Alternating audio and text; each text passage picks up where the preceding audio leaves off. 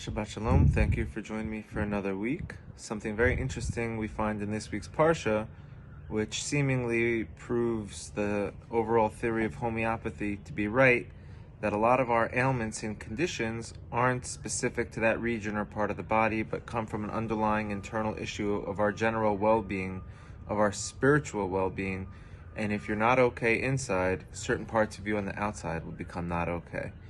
And we see in this week's Parsha something very, very similar, where we're going to start to connect people's ailments with things that they're doing wrong in a spiritual sense. And we really can't connect it to say, hey, I know someone who passed away from cancer, God forbid COVID, where it was something wrong with them spiritually that led to that. The answer is no. We're really dealing here with mental health, anxiety, and the byproducts of stress and not feeling well inside of your head. And so instead of seeking pharmaceutical pills to deal with your anxiety or all these other little remedies and fixes to prevent all these things that spiral out of control and eventually lead to physical ailments, you become physically sick from your mental state, we're going to look at the core of what's causing us to be sick in our minds and how to stop that from spreading into physical sickness. Let's go. It's a very heavy topic, so just had to say that in preface. Let's go. Thank you. Parshat Metzora, memory of my father, Shimshon ben Shalom, Leviticus 14:2. This shall be the ritual for the leper at the time of being purified, when it has been reported to the priest. So in the time of the temple, there were people who got leprosy, and they would get a skin affliction, and then they would have to go into a little bit of a quarantine, and then when they were done, they'd go to the priest for inspection. In the holy writings of the Noam Elimelech, he brings a question in the name of the sages prior to him regarding what the need is to bring the leper to a Kohen. If a person needs serious medical attention, it's good for them to seek after a professional healer or a doctor. If you're sick, don't go to a spiritual leader, don't go to a rabbi, go to a doctor. And a further wonder could be found in the writing of the sages below, Baba Batra. Rabbi Pinchas Bar Hama interpreted a verse, and he said, anyone who has a sick person in his home should go to a sage and ask for mercy. Because it says in the book of Proverbs, the wrath of a king is as messengers of death, but a wise man will pacify it.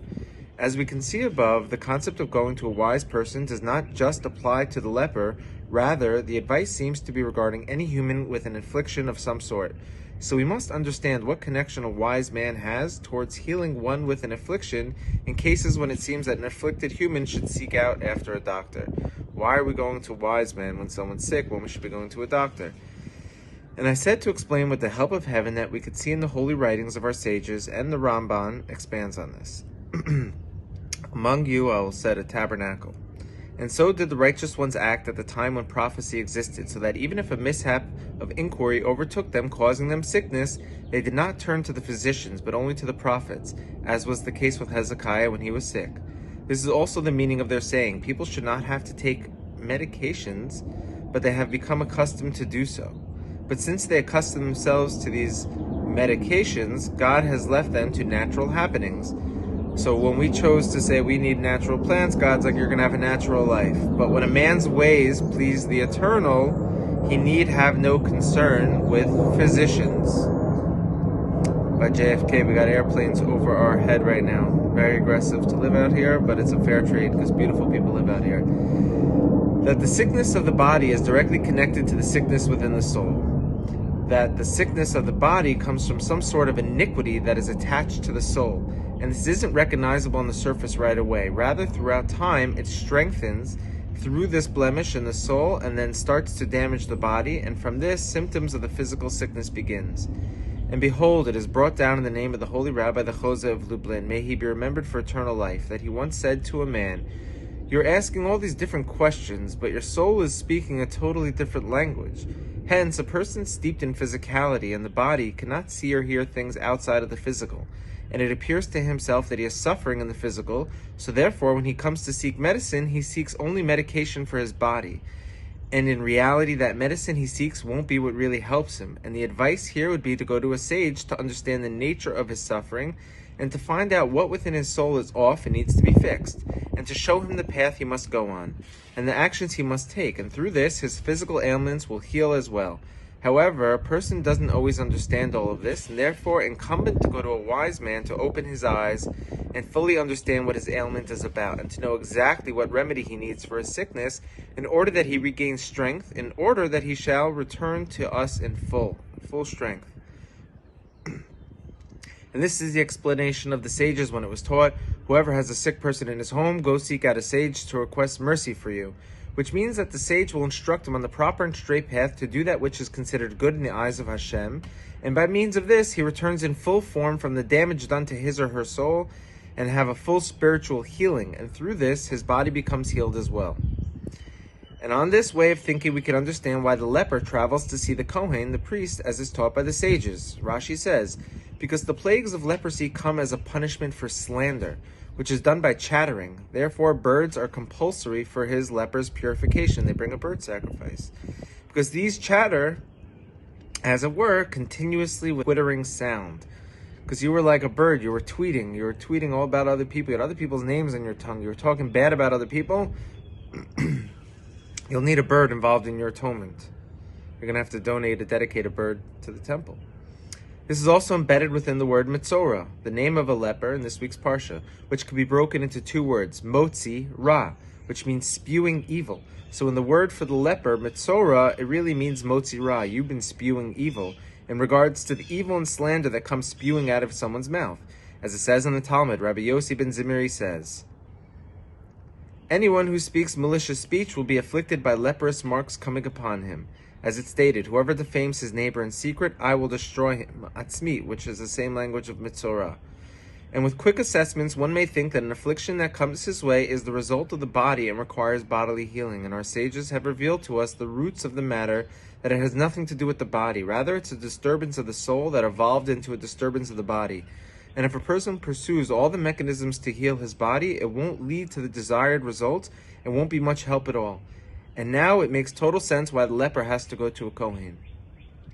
And behold, the advice that we need to be warned about is not to talk about forbidden things, as the sages of Israel taught on the verse in the book of Psalms. Thank you, Mom. Chulin 89a, Rabbi Yitzchak says, what is the meaning of that which is written? Do you indeed speak as a righteous company? Do you judge with equity the sons of man? The verse is interpreted as follows. What should a person's profession be in this world? He should make himself silent as a mute. And so one might have thought that he should render himself as a mute even in regards to words of Torah. So I'm always going to be silent? No.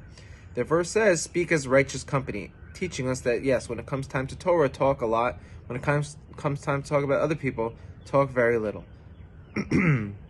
Excuse me. This language of a profession implies an expert in a specific area, as whoever is an expert in a specific field, it could be called one of his professions.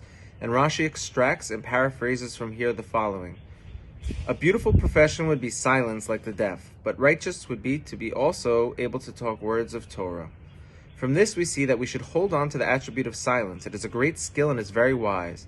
As we see, it was frequently said from the mouth of the Admor Saba Kadisha, the Baal Ahavit Yisrael from Vision, it's a great rabbi, may his merit rest upon us. A person should accustom himself to not talk, and do not become frequent and accustomed to it, and never give up on the pursuit of the path of silence. And if you feel burnt out from all the silence, rest a little and further your silence. And behold, we see that the attribute of silence is a wonderful and wise profession. So certainly a person should invest his energy to learn and come to this exalted level of skill.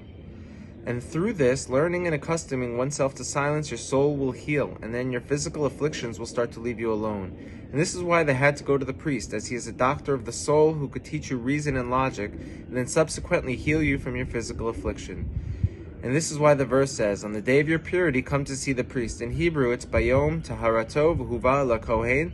The first letters of each one of those words in Gematria added up, including the counting of the letters themselves as a whole, and the words, add up to the Gematria of Shetika, which means silence, to teach us that the job of the priest is to teach us the life skill of silence, and through this one will become purified via his soul afflictions, and by default his bodily afflictions will follow suit. I just want to say also, just to add, that they say, I forgot who said it, someone said it, that small minds talk about people, normal minds talk about things, great minds talk about ideas. We should be worthy to talk about ideas for the rest of our days, and those ideas should be here to better humanity and take suffering out of people's brains.